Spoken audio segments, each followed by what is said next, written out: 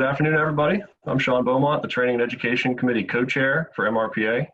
I'd like to welcome you and thank you for joining today's second collaborative virtual event with the Mid-Atlantic Sports Turf Managers Association. I want to start with a few quick housekeeping items.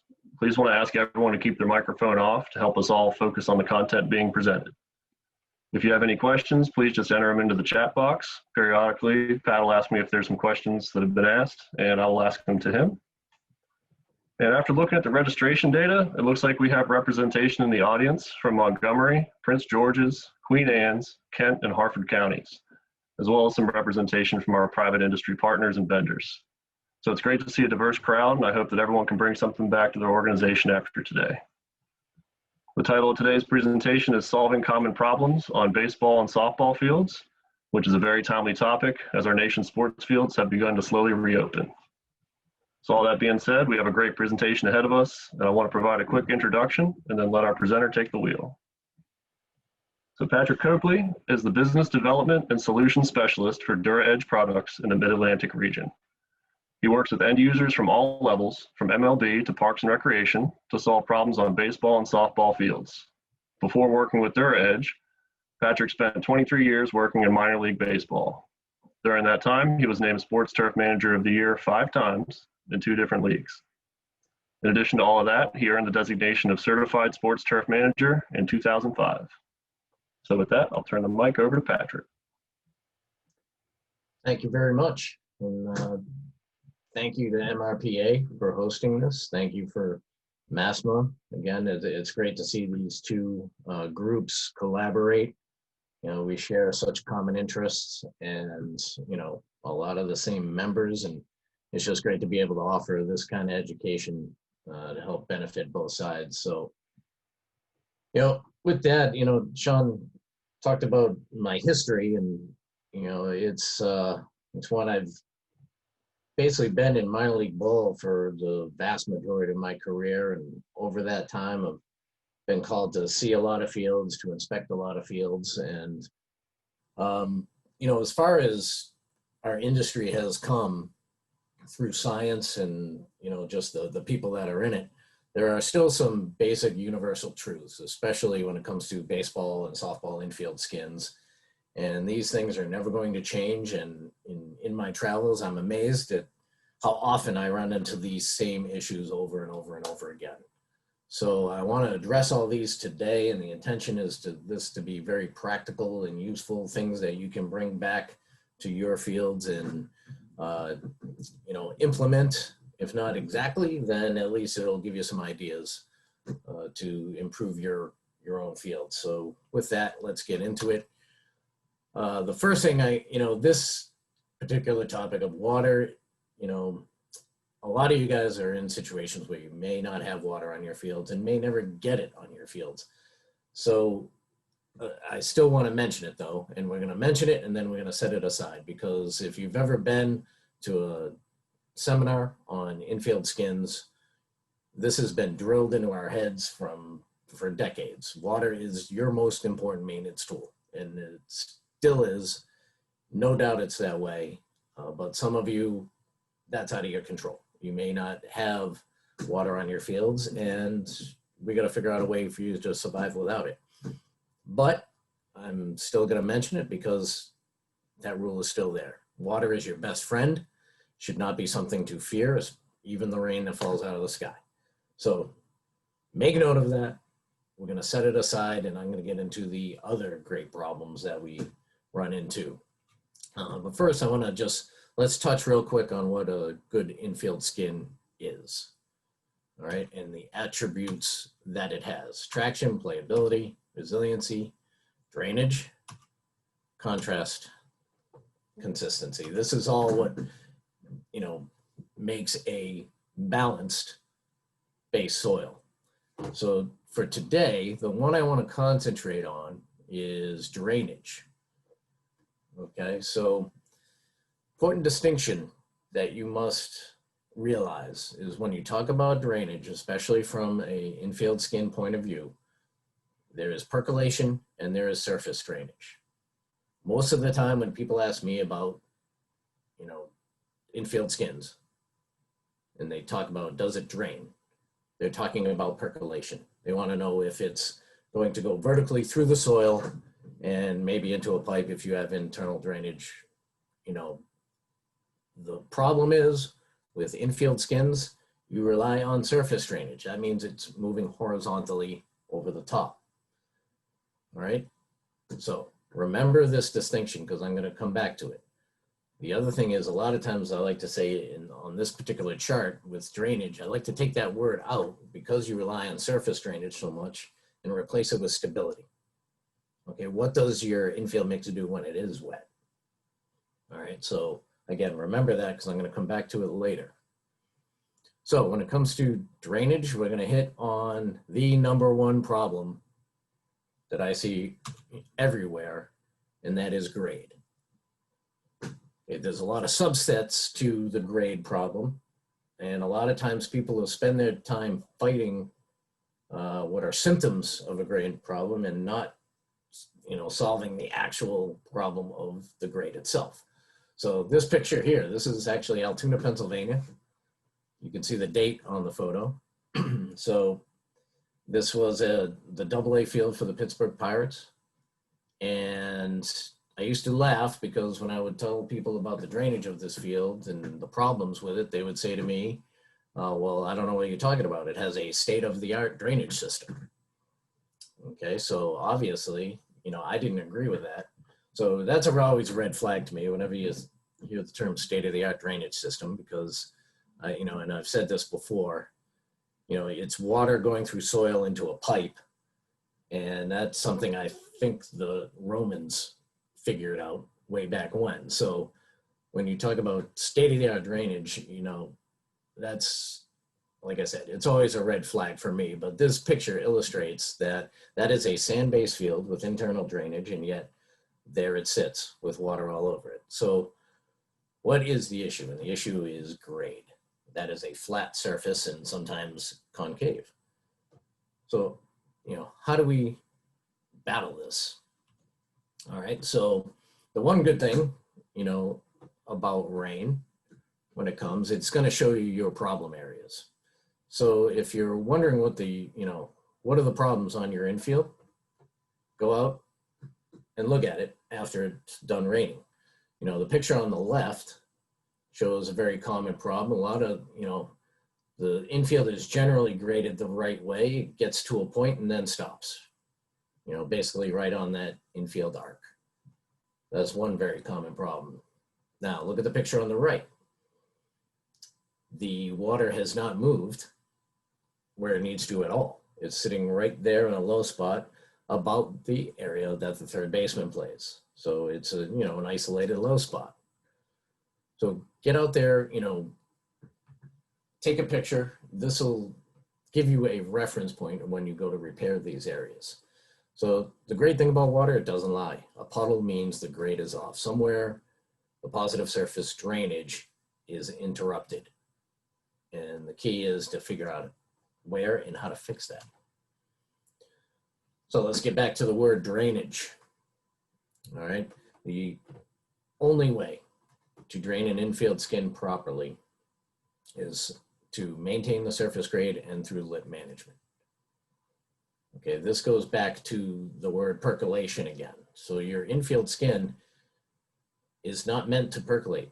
Okay, it's meant to saturate and then run off. Right, so again, surface drainage saves games.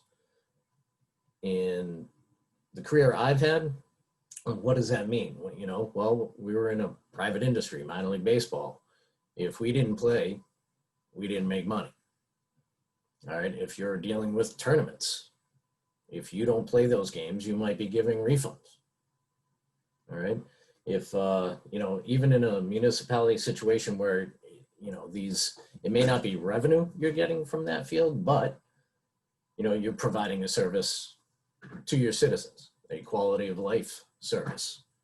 So being able to get these games in and getting them in safely, even more important, obviously is important to everybody.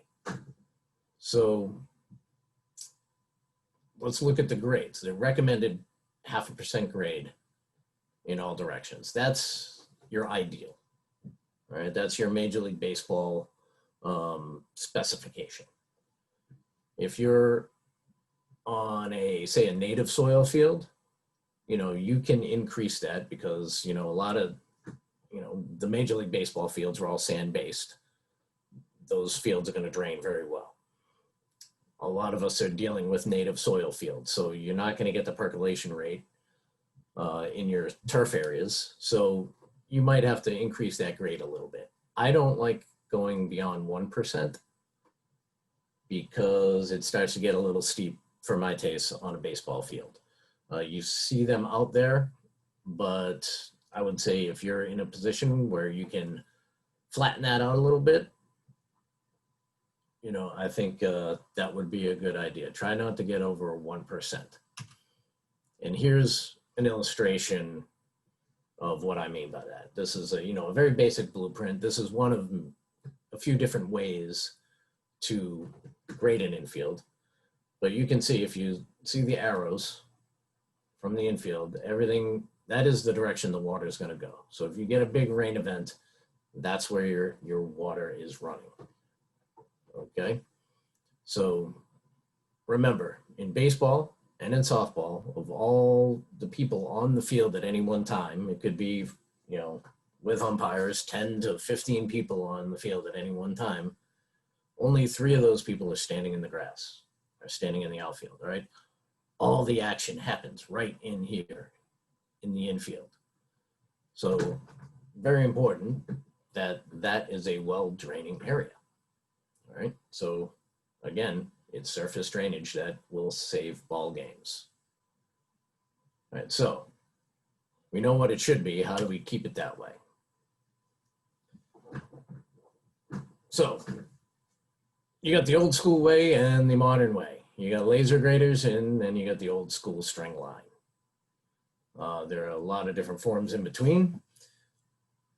Laser grading is by far the best and most permanent grade, repair, and maintenance process that are out there. There are a lot of excellent equipment operators out there.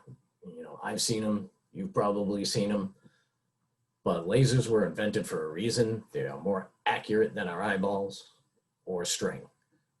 Okay, so this particular kind I like, with the dual receivers. It's a nice little piece of machinery. Now, I'm going to point out the string lines on the right. This is still a very effective tool you can use for maintenance practices. And we're going to go into a little bit later some other applications of this. But if you're wondering where your grade is currently on your field, you know, pull that string, guitar string tight over your infield, and it's going to show you your high spots, your low spots. And it's a great way to monitor where your grade currently is and throughout a season, so that when you do come in and laser grade, you're going to have an idea of what you're battling. Okay, so so you don't want to rely on those string levels. There's just too many good modern ways to do it, like laser grading. So these laser graders come in all shapes and sizes now. You know, you've got these single receiver laser graders, and you know, the one we just saw, you know, you've got the dual receiver. Dual receiver is just a little more accurate. Okay, these single receivers are still good, depending a little bit more on the operator in that circumstance. Okay, I'm going to point to this picture up here in the upper right, because that picture fooled me. If you notice, there is no receiver, so that guy's actually just eyeballing it. So I'm not sure how that snuck in there. It got by me, but I pointed out because just be cautious. You know, bad things happen sometimes, and people will try to fool others. And if they say they're laser grading and there's no electronics or not one of these things sitting out in the middle of your infield, you're not getting laser graded. All right, so, you know, some other ways. You know, here's again an older picture, and the guy's putting it out by string line, but there you, again, you see there's 3 guys right there doing this process, as opposed to maybe just 1 or 2 when it comes to laser grading. I've done this myself, and you know, it is effective. I mean, you can see that you that infield looks pretty smooth. But it took a couple of days to finish this process. Smaller areas, especially on baseball fields, when you have baselines, yeah, just a simple 2x4 is a great tool. We all see how that's working. It's very apparent. So, use the tools at your disposal, but when it comes to keeping that grade fixed properly, a laser grade and having laser grading in your regular maintenance practices is vital. All right, so again, maintaining the grade. What is the biggest thing that we see? And this is another huge problem you see everywhere in the country. And this is what I call a subset of the grade problem. Your edges / lips, they start as edges and then they become lips, is usually how it goes. So there's like a lot of different things you can point to. Everyday maintenance prevents end of year renovation. All right, so the little goes a long way. The little you do now is going to save a huge job later on down the road. And lips are the most common cause of bad surface drainage and bad hops. So it's a double whammy here. Remember, it doesn't have to be a huge lip in order to hold water. It just has to be higher than where the water is coming from. All right, so the key is, do not let an edge become a lip. You see the graphic on the bottom, nice little cartoon that illustrates what it's supposed to be. If you were to step on that, you would not feel any difference in the transition going from the turf area to the dirt area. So a couple of things to point out.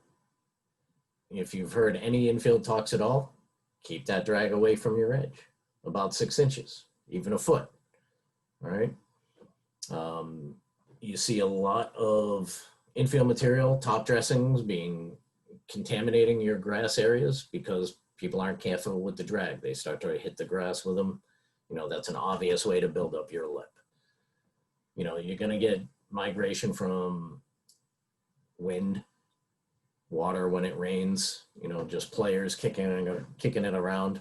So a broom, a rake, backpack blower, backpack vacuum, all that can keep the infield mix and top dressing out of the grass and prevent that lip formation. I think one of those backpack vacuums that's the easiest and the cleanest, at least, well, for everybody but the operator. They get a little dirty doing that. Brooms sometimes I found can smear when you have an area that, we used to do it at night and we'd get dew. And when you try to push that stuff out of the grass, when there's a heavy dew, it just tends to smear. So again, pick the right tool for your scenario. But a fan rake, leaf fan rake works very well in this situation. You also want to get in the habit of working your edges by hand. All right, if you can hand drag those areas or just hand rake them instead of pulling it with a machine, that's gonna, save you a lot of pain in the future. So think about that in your maintenance practices. Edging. This is probably the best way to constantly monitor your edges, okay, is by regular edging. And it's quite simple. You cut and clear the vegetation with a scuffer hoe or a hula hoe. We all have a different name for this little implement on the bottom right. Now, a couple of things about edging. If you don't have time to pull a string, you don't have time to edge. All right, it's not something you want to eyeball because your infield can get out of whack in a hurry. Even pulling the string all year long, you'd be amazed that by the end of the year, you can be off by a few inches. So you also want to leave time to backfill as necessary. There are a couple of different ways when it comes to the scuffer hoe part of it. I know a lot of guys that just like to take that scuffer hoe and chop the plant off at the surface of the dirt. I don't like that method because I found 2 days later, it's starting to grow back. You get those little yellow sprigs that come out and it makes for a very uneven edge. So I'm one, I get really aggressive with it. I put the edger down as low as I can go, and I dig all that stuff out and simply just leave time to backfill as necessary. All right, so in this picture here, you know, I remember when we did this, it was the fall, and it was probably close to one of my last edgings of the year. So I got a little more aggressive, you know, but that's okay. I didn't want that, you know, rhizomes and stolons coming through, and, you know, it keeps that edge at bay. Now, growth regulators can definitely help you here, especially if you're on a Bermuda grass field. If you're on a Bermuda grass field, when I was taking care of the field down at Myrtle Beach, I was edging every 4 days, you know, keeping that stuff out of my baselines and keeping everything good. So the team went on the road, I'd edge. The day before they came back, I'd edge again. You know, so that's can be pretty labor intensive. So growth regulator can be your friend here. With bluegrass, if you keep on top of it, a lot of times you're just edging leaf. You're just cutting off leaf, makes cleanup very, very easy. All right, but the big thing here is that you are going to be monitoring the state of those edges all the time. All right, and it'll give you a way to keep it from getting out of control. All right, so now in this graphic, you see we're starting to get a little hump. All right, so when it's like this, you still have ways to battle that. Sharpened iron rake or hosing can take care of, you know, moderate lips, okay? This sharpening of the iron rake, right? You can see there's a nice little photo of this. Take a bench grinder, sharpen up your tines. And I'm gonna have some more pictures of this later, but you're just basically pulling it through that edge and pulling the material that's supposed to be in the dirt back into the dirt. Are you gonna bring some grass with it? Yep, absolutely. But in a second, I'm gonna tell you why that is not a bad thing, all right?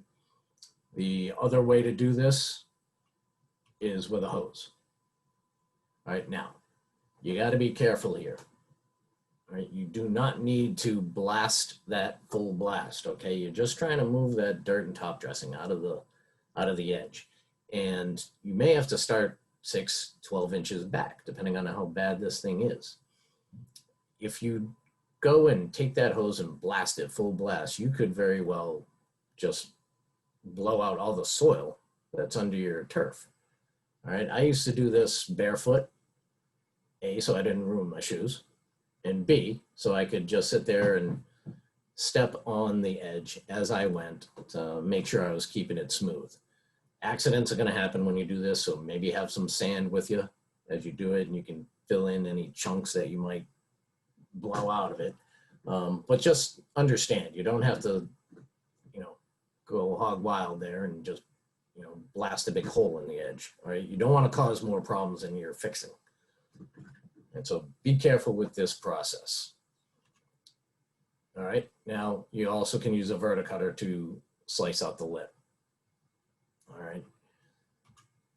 Now, with the iron rake, you can see, you don't, the process here is you pull it through once at a 45-degree angle, then you take a step and you pull it through again, 45-degree angle. Then I would turn around and just come back the other way. So you're not completely tearing it apart. So a couple of things to remember if you do it like this. A, you are gonna be sore the next day. This is a physically tough way to do this. So get help. Many hands make light work. But I started doing this just about every time I edged because I liked the results so much. This bottom left hand picture, that's after I did this process. So even with that big pile of grass you see in the picture on the right, you see the actual damage is very, very minimal. And what ended up happening, you're basically doing a poor man's verticutting here. And the edges ended up staying stronger and lasting better throughout the season from this process. So it was keeping the lip down, but it was also making the grass healthier. I didn't anticipate that little benefit. So again, this is, you know, if you use this exact method, like I said, it definitely works. If this spurs some thought and, you know, you think of your own method, you know, in Bermuda grass fields, I think people have actually used power brooms. So do some experimentation, because keeping those lips down is going to help that surface grade, help that surface drainage. Oh, and by the way, it's also going to give you a safer playing surface. Sean, how are we doing? Any questions come in yet? I have not seen any questions come in yet, so you are good to go, Pat. All right, very good. While I'm saying that, please, if you think of questions, please send them in.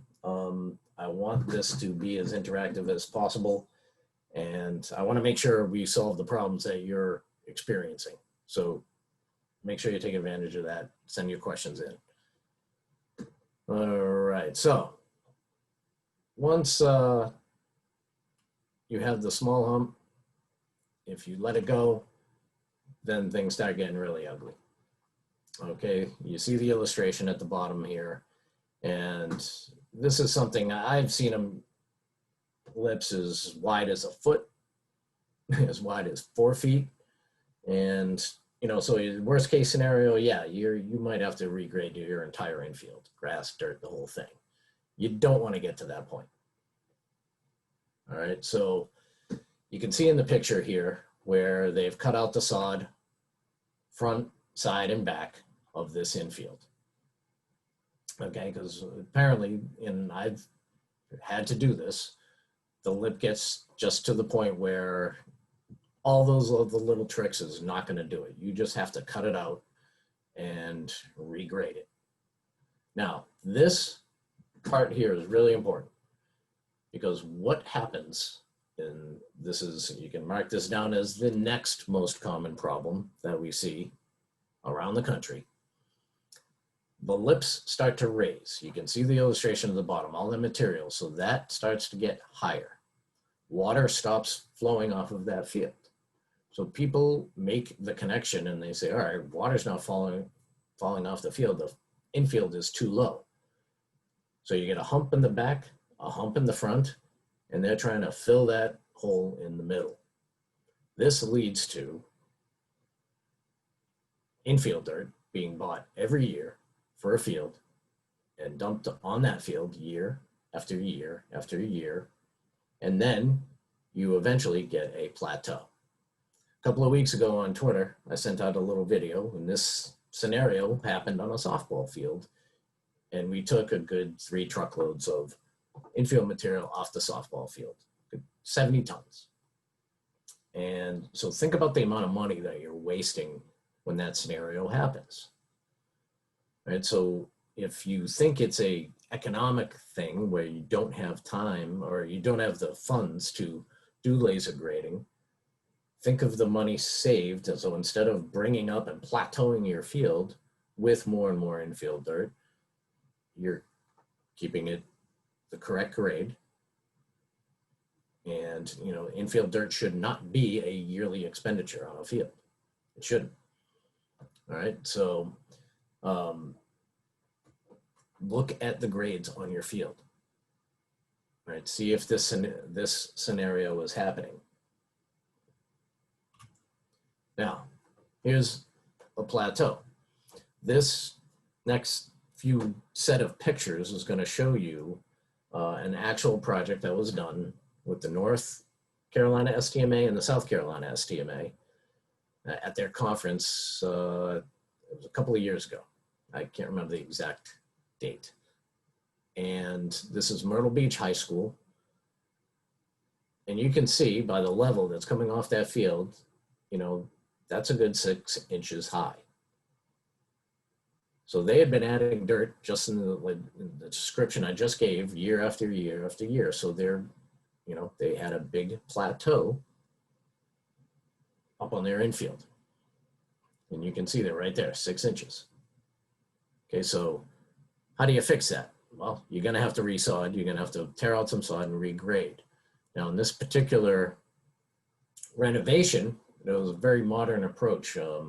If you've been in the turf industry here lately, phrase mowing is a big thing. We've had coral machines, you know, to strip sod.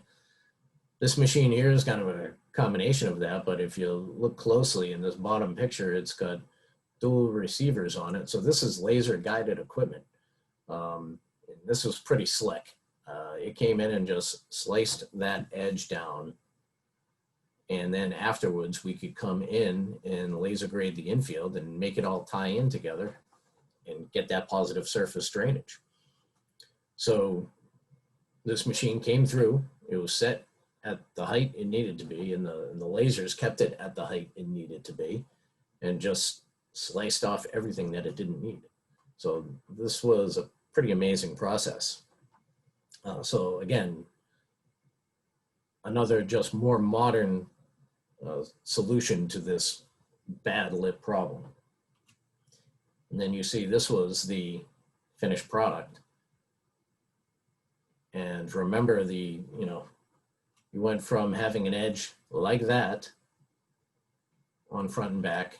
Now we're looking at positive surface drainage, and this is in South Carolina, so that's a Bermuda grass field. And this was, November when we did this. So that brown you see on the edge, that's Bermuda grass. That's going to come back very nicely. And now let me tell you a story as we were doing this. The coach of Myrtle Beach High School, we look over at him at one point and he's just shaking his head and has his head in his hands, and went over and said, "Coach, what's the problem?" Now at the time he's watching us take, I don't know, 75, 100 tons off of this field. It was a lot of dirt came off this field. And he said, I did that. I did that because I didn't, that's what we were always told to do. So he said, well, Coach, now we know. All right, now we're fixing it the right way. And now that is, if you're adding infield dirt to your infields yearly, right, you really got to take a look at this, because, think about it. The infield is not sinking. It's not settling out. And when you keep adding material, logic only dictates that it's going to come up, right? So take a look at the whole thing. All right, so now let's get back to this little gem. And you've all had this question thrown at you: when can you have it ready? And this is going to segue into what do you do on these wet fields now? Okay, and this is going to lead to a couple other common problems that I see time and time again. So if you remember anything, remember this: when you're dealing with bad weather situations and you're being pressured to get a field ready in a hurry, if you cannot walk on it, you cannot work on it. All right, this field in this condition, you cannot work on this.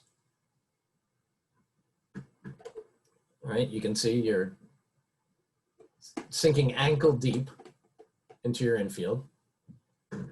If you try to get equipment on this, yeah, you're just gonna have ruts all over the place. If you go out there and try to throw calcined clay on it, which won't help anyway, not in this scenario, all it's gonna look like, by the end, it's gonna look like a herd of cattle just ran across your field. So not only are you gonna have to dry it and try to get it to firm up, but then you're gonna have to try to fix all the ruts that you make. So don't make a bad situation worse. All right, this is something that there's always the pressure to do something. Hey, we got to do something, right? Sometimes the answer is that something is walk away, go work on something else, right? Because you're not going to solve any problems here. You're just going to cause yourself more, right?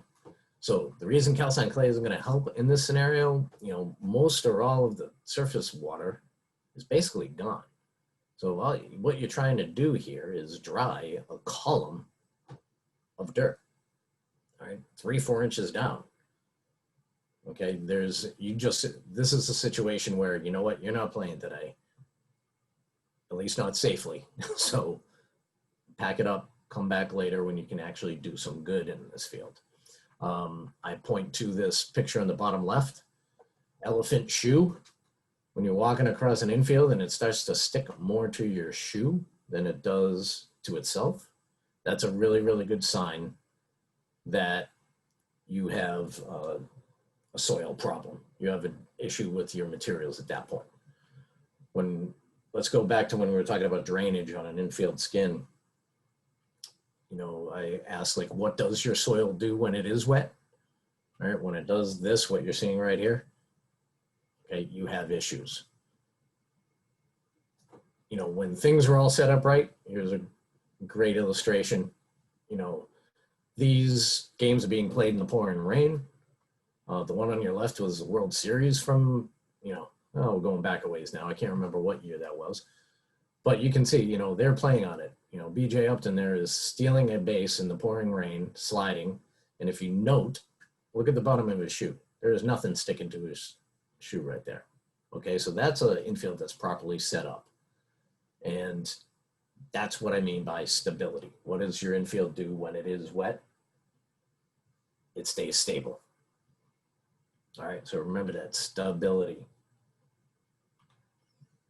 All right, so here's another, I use this picture because a lot of times people think as long as there's no standing water on a field, that makes it safe. All right, so I think we all can know from this picture and the one previous that that's not necessarily the case. So if you look to the right where all these leaves, you know, other than the leaves being all over the infield, I mean, that's no big deal. They can be blown off, right? It looks okay. You know, over on the left, it actually looks kind of dry. So obviously the guy, whoever drove this cart through it was probably caught by surprise.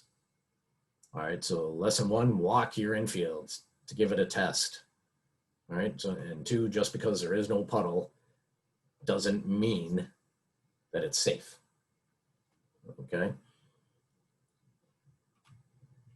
So when is the right time to actually do some work on your infield? All right. This is a fairly good illustration here. So you see, you know, we're walking out on the field. We've got just a little bit of an indentation. All right, the material is not sticking to our boots. It's staying down. You know, so now at this point, you can start to worry. If you've got to get a little aggressive and you're running out of time and you got to make something happen, you know, at this point, you can probably start thinking about doing something. All right, we'll get into what that something is in a minute. But until you get to at least this point, and you know, I remember taking the pictures for, this is actually from a talk I did years ago, but this was borderline. So what you see here is very, very much borderline. Can I get out there and work? So if in doubt, try to give it a little more time. If you're absolutely under the gun, you got to wait till at least this point, and then you got to be pretty delicate at that. So now I got to say, the material, you can see it's compressing, but it's not what we call pumping or mushing. You see that is pumping and mush, all right? To get technical, mushy. That is just compressing. Okay, so there's a big difference.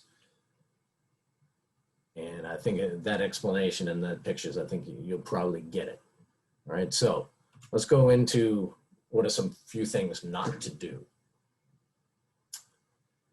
All right, so this picture on the bottom right, partly put there as a joke, but I know somebody tried this and it was all over social media not too long ago, and this was actually at one point a somewhat common practice to light your field on fire. So don't do that. It's not safe. The EPA does not like it. You can get your field shut down. Do not light your field on fire for a whole host of reasons, okay? Funny to look at, but unfortunately some people try this, so don't be one of those people. All right, the pictures on top, that's the more common thing that you tend to see, especially in a volunteer situation. You're brimming or squeegeeing the material out or the water out, and in the process, what are you doing? You're contaminating your turf. You're contaminating your edges. You're making the lips worse. You're also taking the low spot where the water is sitting in the first place, and you're making it deeper. You're making it bigger. Okay, so get away from that practice. Broom Squeegees, you know, that's not a way to get rid of standing water. Tilling, you know, when an infield's wet, you know, kind of like the picture I showed a while ago of the gentleman sinking up to his ankles. A lot of people go in there, till it, right? Get some air in there. No, all right, you till wet soil, you're gonna make mud. You're gonna make a big pile of mud, and then you're gonna create a situation where you might not get on that field in months. Okay, so, you know, get away from the tilling aspect. The other thing it does, you get air into it. One of the most important parts of a good infield is the compaction of that infield. So when you introduce air, you're losing all compaction. You're really losing all integrity of that surface. So no more tilling. You see it all, and here's another thing. You till it up and it rains again, good night. You know, I mean, you're not going to get on that field for a long, long time. So these are a few things of what not to do. All right, Sean, checking in. Any questions at this point? None that I've seen come through the chat box, but just from what you've been going through so far, a lot of the common mistakes on that last slide and a couple of the other slides before that, I mean, those are things that I encountered over and over again at the beginning of my career. There was a lot of times that pressure to get the fields open and wanting to try to do every last little bit. And yeah, we saw a lot of folks resort to brooming a puddle or raking a puddle, which in fact just made the puddle bigger and deeper. And I've seen holes dug and sump pumps pulled out and hoses ran into the outfield. I've seen the squeegee rollers sent, you know, to push as much water and therefore material as well into the outfield. And you're pretty much just building up your lips, you know, more than it would have ever naturally occurred, or they could have occurred with a piece of machinery. And I guess a lot of that accords to that mindset you brought up with, this is the way we've always done it. This is how I saw someone else do it, or this is how I was told to do it. For some folks that encounter that kind of situation, you know, I think learning and wanting to know what the best practices are is the most important. Would you have anything to recommend other than watching videos just like this, like places to go for finding these best practices so people can share them with their operations and understand that there's a better way? Yes, absolutely. I mean, the STMA is always a great resource. The National STMA, they've got a lot of information on their website. Absolutely. Our friends at, you know, I try not to mention companies, but Beacon Athletics put out a guideline to field construction last year. That is excellent information. And it talks about all the stuff we're talking about here. A lot of it comes down to, if you build it right in the first place, you know, you're not so behind the eight ball. So how to lay out a field. And then the maintenance, of course, you know, I would definitely go to the SDMA national website as a resource for that. But I'm going to talk about the pressure too. If you bear with me for a second, I want to make sure. All right. Just checking on time to make sure we're going to get through everything I want to talk to. You know, we talked about earlier, Sean brought up a good point, and, you know, being pressured to get these games in. And, you know, I've been there. A lot of us have been there. You know, like I said, it could be a GM, could be an AD. You know, it doesn't matter the title. It's they really want to get that game in. So you hear something said along the lines of, hey, we're going to do whatever we need to do to get this game in.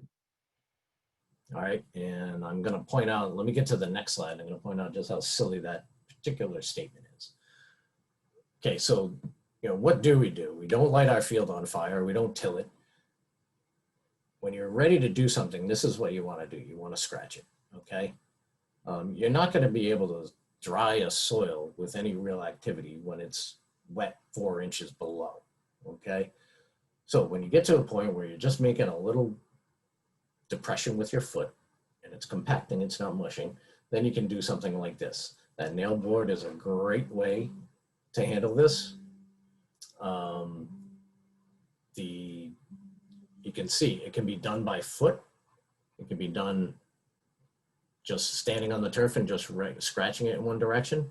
Okay, so this is just very delicate. And all this does is create a little more surface space for that area to dry. Now, Look at this picture on the bottom right. This is a scenario where you hear people say, we're going to do anything we can do to get this game in. That is a reactive statement. Okay, we want to be much more proactive. So I'll tell a quick story of a friend of mine. It was in minor league baseball. He got a price to laser grade his field. It was $3,500 at the time. And it was denied. So then they took an unexpected rainstorm and they're out on the field, and it was still morning. They had time to work on the field, and the GM and the groundskeeper are out there, and the GM throws that line out. Well, we're going to do whatever we need to do to get this game in. And in a fit of rage, my friend, not so nicely told him, well, if you had spent the $3,500 to laser grade this, we wouldn't be having a problem at all. We would be standing here on an infield that had shed the water, but now we're standing in a bowl and it's collecting the water. And now I don't advise this as a, a way to necessarily speak to your bosses. You got to be more tactful, of course. But the point is, it's this, the return on investment on laser grading. It's hard to quantify, but it's obviously there. In a minor league baseball situation, yeah, spend $3,500 to save a possible $50,000 in profit from the game that night. That's easy math to do. So apply that to your situation, whether it be tournament ball, whether it be just, your rec little league, whatever it is, apply that to your situation and do the math, and you can figure out that it's much better to be proactive. It's safer for the athlete. I know that. So, here's a couple of little things that I want to get to before we run out of time. Once that standing water is there, all right, you can see we all have situations like this bottom right. It's the middle of the game and it just downpours. You got to do what you got to do. This is going to happen, all right? If you have it properly graded, that will at least, mitigate or lessen the pain of that particular little nightmare. But when it comes to removing standing water, you want to try to do it in a manner that you're not disturbing the actual base soil. So, these little puddle pillows up here, very good at just soaking up the water and not disturbing the soil that's there, like a squeegee or a broom. The other thing to do is Mother Nature put this stuff there, let her take most of it away. You see these pictures on the left, if you have time, and it's all about time. Do you have 8 hours until the game starts? Is it starting in an hour? Are you in the middle of the game? These pictures on the left, okay, we're not playing until 7 o'clock that night. So am I going to go crazy and try to fix a whole infield? No, I'm going to wait a little bit and let Mother Nature do her work. And now I just have to fix this little spot as opposed to trying to fix an entire infield. All right, so fixing these isolated areas. Okay, so say you are going to laser grade. September 15th, you're going to laser grade. Problem is it's August 1st and we've got some issues. All right, so laser grading would probably fix this issue right here because that dirt is most likely somewhere out on that infield. All right, it's just moved around through drags and through natural play. Right? So how do we fix this mid-season? All right, this is going to be very similar to fixing a mound. The concept, you want to sweep your top dressing away. You're working with base dirt material. Okay, so just an aggressive scratch. And let me go back. Moisture management is key here. When you're adding dirt together, you don't want to do it dry. Okay, so make sure you either, if you have a hose or if you can do it a day after it rains so that all the moisture content is good, that's going to make your life a lot easier and it's going to make this process work a lot better. All right, so now you just add the new material. I would just do it by hand, throw it out, and then you mix it to incorporate the new stuff with the old stuff. That simple. don't try to fix these low spots with conditioner or top dressing. This leads to one more very common problem I see everywhere, and that's misuse of conditioners, top dressings, drying agents. A lot of times with these low spots, people just dump a bunch of calcined clay in there. Now they're stuck. Okay, they don't go in and sweep it out again. So they just leave it, and now you have whatever it is, a ½ inch and an inch of calcined clay sitting there, and that spot is going to be very, very shifty. And it could possibly still be soft because the base soil never got to firm up. All right, let me back up here. So if you take and just fill that puddle with calcined clay and you don't pull it out again, all right, again, that's going to be a very shifty area. Number two, all right, you can use calcined clay like a towel. You can put it down and soak up all that water, then pull it off and set it aside. You know, the good thing about calcined, it's not like milk, it doesn't go bad. All right, so you can put it in a pile and reuse it again later, or maybe use it on your mounds. But once that water is soaked up, if you're playing on that night, you've got to get that base soil to firm up. Okay, so you can put the calcine out, soak up the material. If you leave it there, it's going to stay wet, and it's going to be very difficult to make that area firm. All right, so back to our process. We're throwing the dirt out. Now, this little nail board that we saw earlier, great little tool. God, I think everybody that's worked in baseball has probably used this or a form of it. This little contraption I liked because you can flip it over and use it for leveling. So you could use it to mix that new material in, flip it over, and just level it out. So this process, you scratch, level, roll, repeat until everything's level, everything's smooth. And personally, I like rolling it with a tractor when adding new material. A drum roller works just fine. I just always like the extra PSI of the tractor tire. Plus it was quick and easy. So, and it was right there. This process takes 10 times longer to explain than it does to actually do this. This is not a complicated, long process to fill a hole like this. So when it comes to labor or, oh, don't have time to do it, you know, this isn't long. You know, that was an unusually big area. A lot of times, if the small areas like around first base, you can make that fix in 15, 20 minutes, okay? And that 15, 20 minutes is gonna save you a lot of heartache later. All right, so we talked about rolling, and we're coming up on 1 o'clock, so I'm gonna start going a little quick through these. But rolling. This is another thing, like back in the day, we used to talk about the fluff layer on infields, right? There should be no fluff layer, right? You have your base layer, then you have your top dressings / conditioners. The top dressing and conditioners should be your fluff layer, right? That's only 1/8 of an inch, right? So you want to keep your infield tight. Keep it rolled firm, and then have the top dressings on top of it. Good compaction is going to help you with surface drainage. It's also going to help just playability. All right, it's going to help give that corkboard effect. If you're rolling your fields to try to get them compact, you've got to have moisture in there. Rolling a dry field is not going to get you very far. All right, you need moisture in there for these materials to compact properly.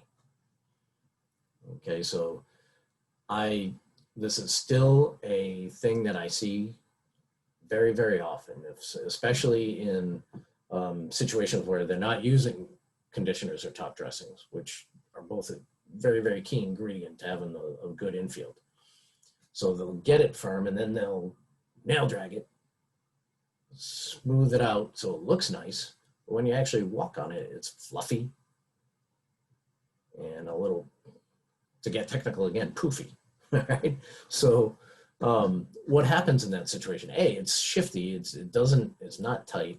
It doesn't give that cleat out effect. It's going to move on you. The other thing it does is it makes you very susceptible to a rain event. Loose dirt no matter what the dirt is, loose dirt makes mud. So if you have that fluff layer on top and it rains on it, you're just going to have a big pile of mud on top of your infield, right? So no more fluff layer, okay? Keep it tight. Get a layer of conditioner to put on it, and that is the recipe for a good infield. All right, coming up on 1 o'clock, I want to touch on nail dragging a little bit because, you know, I just alluded to it. It's over-aggressive nail dragging can absolutely do a lot of harm, right? So I don't even like using the term nail dragging anymore. I just say scratch, right? Because nail dragging means different things to different people. So this kind of explains it. You know, you only want to get deep enough to remove a cleat mark and little bumps, right? The moisture of the soil is key. If it's not the correct moisture level, a lot of times you shouldn't even nail drag at all. So a couple of different things here. These are a couple of different implements. One we've already seen, the nail board, but the two on the right are very common, you know, spring tines, and then the one on the bottom, just a scarifier. You know, the scarifier is fine, but, you know, it's a little aggressive for me. I like the spring tine. And the smaller nails that you see on the left. All right, so the point here is don't get too aggressive. You know, you don't want to be going down 3-4 inches with your nail dragging. All right, you're essentially really getting down 1/4 inch, if that. Right, just scratch. Okay. Now, here, let me back up. I don't want to get into this yet. One of the things, a very common problem I see is we mentioned the fields that have no water on them, right? When they have no water, the tendency sometimes is to use a nail drag to soften the infield, right? So you're taking dry, hard material, putting a nail drag on it in the attempt to soften it. And I understand wanting to do this. I mean, when you don't have water, you're behind the 8 ball. There's no question about it. Problem is, that gets you going down, you know, it's a domino effect to the things I just alluded to. You're taking that dry, hard material, you're tearing it up, and you're basically turning it to powder. Then you smooth it out. It's going to be softer, but it's not going to be a good playing surface. Right? It's going to be dry, it's going to be shifty, it's going to be like playing on the beach. Then the next time it rains, you're going to have a big pile of mud. Then this leads to another very common problem, the misuse of drying agents, the misuse of conditioners. They throw all of that around like it's some kind of magic fairy dust that's going to fix this situation. And it's not. Okay? So then this infield just becomes a big mess, and it's continually being fought. So don't be tempted to use a nail drag as a way to soften an infield. It's a way to smooth an infield, but not soften. All right. In those scenarios you have no water, I would much rather play on a hard, smooth infield than a shifty, powdery one. Okay, it's just going to be better. There's no great scenario in this, but I would take the hard, smooth one over that shifty, powdery one. There may be some opportunity for debate there. So if you have any thoughts on that, you let me know. We'd certainly love to talk about it. So let's keep moving. And 2 components of an infield. I'm bringing this up because another big problem that I run into is people don't know what they're buying when they're buying infield soil or conditioners and top dressings. So let's look at what makes an infield skin, the base soil. When we talk about infield dirt, this is what we're talking about. Right? That is 3 to 4 inches deep on most infields. Then you have your top dressing, 1/8 to 1/4 of an inch tops, okay?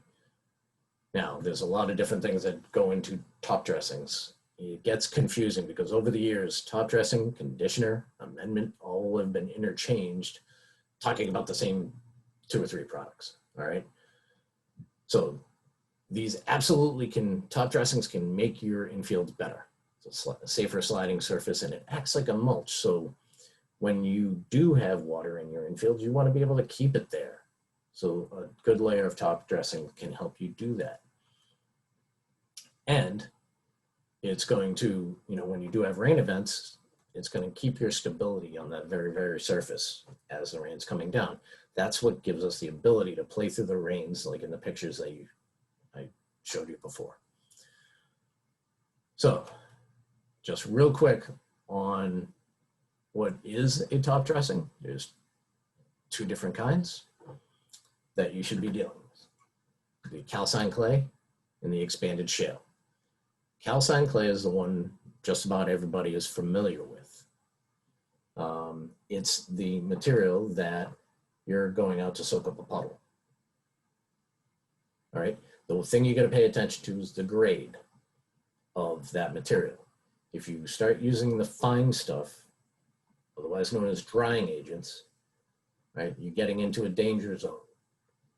That material can harm an infield because it's essentially like putting out silt. All right, so if you go out and, dump 20 bags on an infield, trying to get a game in, and you don't clean that up, you're gonna have some serious issues with that infield from then on. I know this from experience. I've had to replace large portions of my infield because I got a little crazy with the drying agent. I think that's when I stopped using drying agents, and I just used the coarser particle size calcined clays. All right. So the other one is expanded shale, AKA vitrified clay. And most people probably know it as vitrified clay. I started using that product back when I was in Altoona. Fell in love with it because it is heavier and it is less absorbent than a calcined clay. So an expanded shale is something you want out there as a maintenance tool all the time. All right, so because it's heavier, like I said, it doesn't move around and it's not going to migrate as much as the calcined clays are going to. So with infield dirt, the less it migrates, the less need for maintenance there is. All right, so if it's staying there and it's heavier and it's doing its job, it's going to stay out there longer. So it's a harder particle, and it, like I said, it does a little different job. It actually keeps moisture in your infield much better than the calcined clay will. Don't get me wrong, if you've got a puddle, you're not going out there with expanded shale to soak it up. That's not going to work. You still need your calcined clays. These are both tools that have to be used in combination to get you to where you want to go. Okay, but the expanded shale is something that the people are less familiar with, but it is a fantastic tool on infields. And like I said, I fell in love with it because it just allowed me to use more water on my infield, which I loved, and it kept it in there longer. So when we were going through the afternoon and taking batting practice and all the other stuff, I wasn't drying out and then having to try to hydrate once the game came. So the purpose of these last 2 slides, again, know what you're buying. You'd be amazed at how many people I run into and I ask them, hey, what's your infield mix? And they can't tell me the name. Okay, they're spending God knows what on this material and they don't know what they're buying. All right, so understand what you're buying so you can have something like this: correct moisture level, good compaction, proper use of top dressing, get you that corkboard effect. This is what an infield should look like after you've played a game. All right, so the last thing, and this is a very, very, very common problem I see all over the place, it has to do with pitching mounds. So this particular slide you've seen earlier, I want to focus your attention on home plate and the mound. All right, on a standard baseball field, it is a 10-inch mound. The 10 inches is measured from the apex of home plate. All right, so you can see with a 0.5% grade, that 3.25, that means you are 3 inches above home plate. So before your mound is even there, you're already 3 inches high.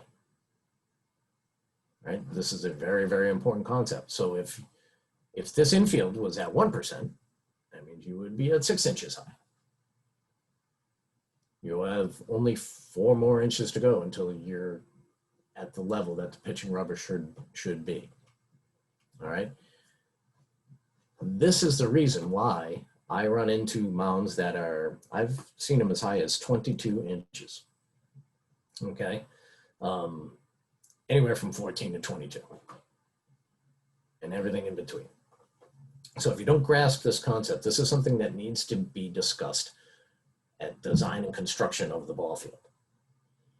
All right, some of those fields that I saw at 22 inches, I was only able to fix it to a point of 14, say. It couldn't get down to 10 because that would have taken redoing the entire infield.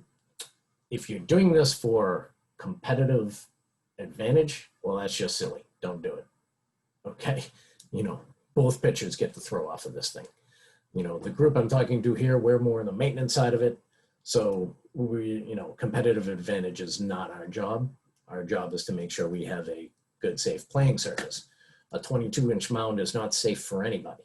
So understand this concept of, when I talk about percentage slope too, I probably should have said this at the beginning. If you don't know, all it is, rise over run. So the amount of feet that you drop or rise over the amount of linear feet. So 100 linear feet, okay? If you drop 1 foot over 100 linear feet, that is a 1% slope. Okay, I hope I said that right, not confusing people. All right, so that's what I got. That's the last point I want to make. Thank you very much. I really enjoyed doing these type of talks. I hope you got something from it. I hope you'll learn something and have something that you can bring back to your fields to improve them.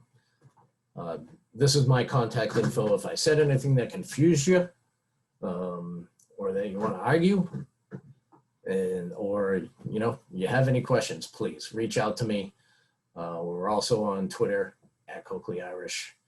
So again, thank you very much. And Sean, how are we doing? Any questions?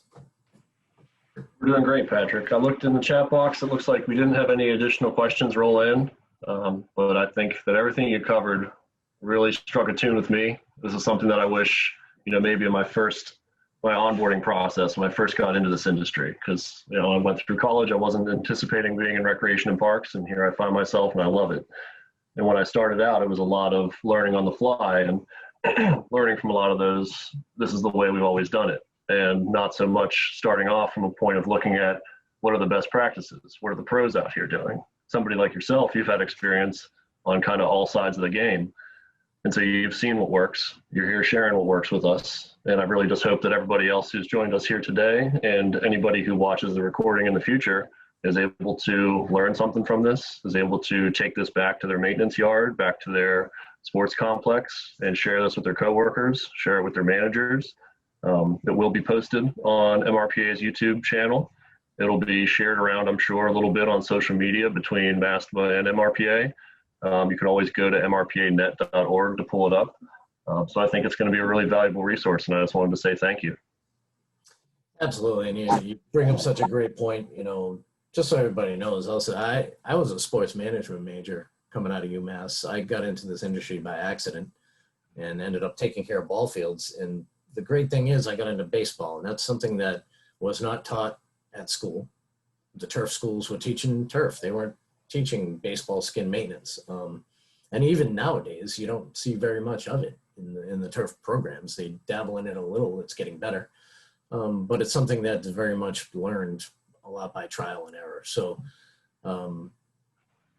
there are some new ways of thinking about it now. It has changed over the years. So, yeah, at that point, just reach out, please, let us try to help. Absolutely. All right. Well, again, thank you, Patrick, and thank you, everybody, for attending today. Again, on the MRPA website and YouTube channel, you can find the recording of this session, and we'll be looking forward to future sessions, future collaborative events between MRPA and MASTMA, and want to wish everybody a good rest of their day.